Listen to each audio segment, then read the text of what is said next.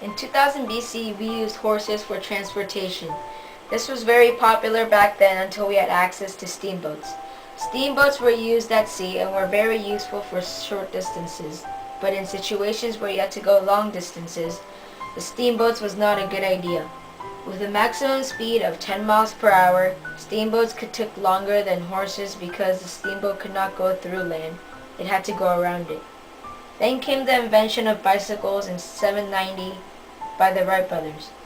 People complained that bicycles were too slow to get around the world, so we created the locomotive that needed tracks to get from one end to the other. It was a lot faster than bicycles now. Then the first car was introduced to America by Carl Benz. The new invention helped humans travel faster with the step of a pedal. The Wright brothers were interested in creating planes from what they heard. Leonardo da Vinci tried to make an aviation possible with feathers attached to his arms. In 1903, the world's first flight was conducted. The VS-300 was the first helicopter in the history of 1940. It was mostly used for patrolling. The jumbo jet that is used for carrying passengers in long distances was made in 1970.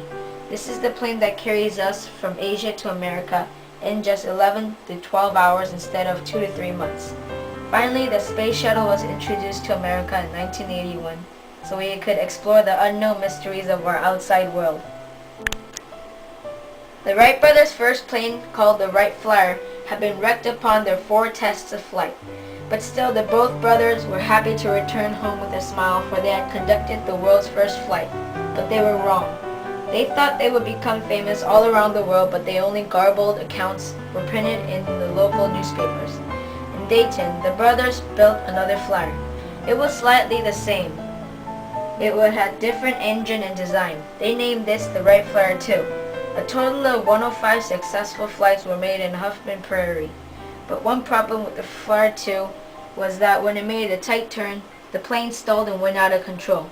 The brothers fixed this by making the Wright Flyer 3 by attaching a cable used for warping wings. The Flyer 3 was a success. Its wings were in good condition, and the news finally spread throughout the world, and the brothers became famous.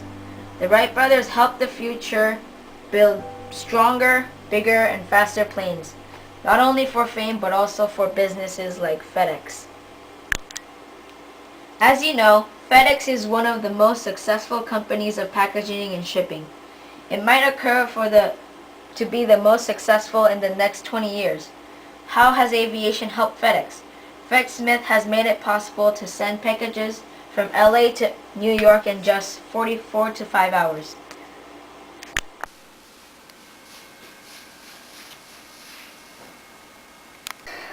Well, aviation is obviously a faster mode of transportation. So obviously you can get from Los Angeles to New York in 4.5 hours, to where if you drive it, it takes what? It can take anywhere from 3 days of solid driving or a week if you want to see the sights in the process. So it's made travel a lot easier, definitely a lot quicker, more convenient.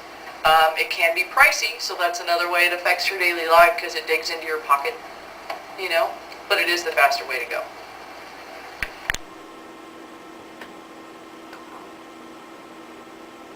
It was a huge thing for FedEx.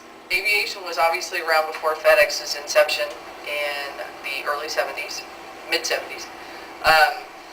But how it affected FedEx as a business as a whole is it's very beneficial for all the FedEx customers.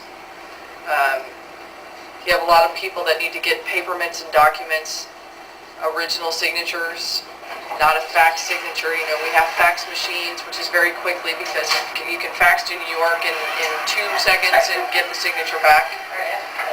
But it's not a real signature. So FedEx has made it very easy for customers and vendors and legal documents to get signed and overnighted the next day. So the aviation has made that very convenient because we can fly overnight and it's there the next day. So that's a huge thing.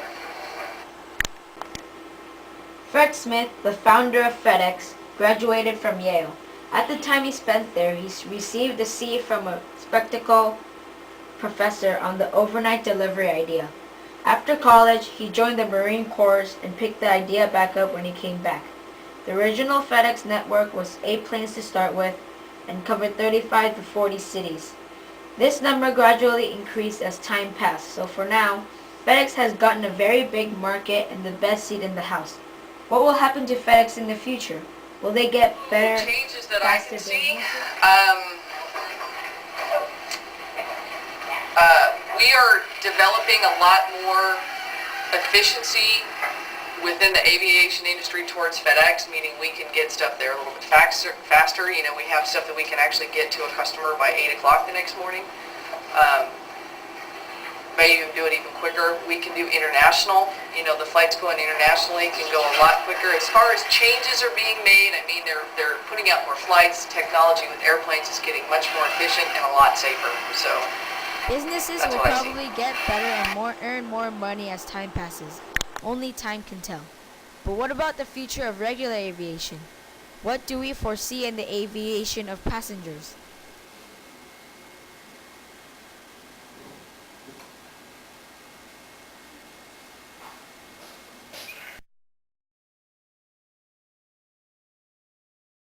I don't know. I think some of the airplanes are going to get bigger. They're not going to get a lot faster for a while. You know, aviation's somewhat mature at the moment, I think, with the jet age. The next step to the Mach 2, Mach 3 airplanes is a ways off. So I don't think you're going to see a lot of major changes other than in the security realm and stuff like that. This also brings up the subject of how space shuttles could increase their speed so we can travel to Mars in 2 to 3 months instead of 214 days. Why do we need this? Because in a century, Earth will get overpopulated that we will need to find another planet to live on. Sing with me, y'all. One world, we only got one world, that's all we got, one world, and something's wrong with it, something's wrong with it, something's wrong with the world, yeah, we only got one world, that's all we got, one